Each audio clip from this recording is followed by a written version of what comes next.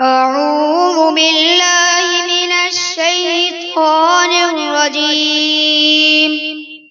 بسم الله الرحمن الرحيم.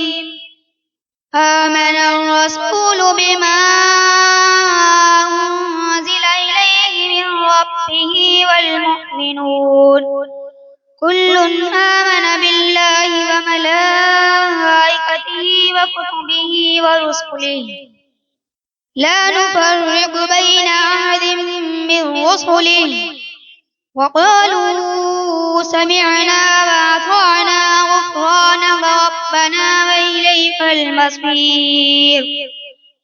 لا يكلف الله نفسا إلا وسعها لها ما كسبت وعليها ما اكتسبت ربنا لا تؤاخذنا إن نسينا أو أخطأنا ربنا ولا تحمل علينا إصرا كما حملته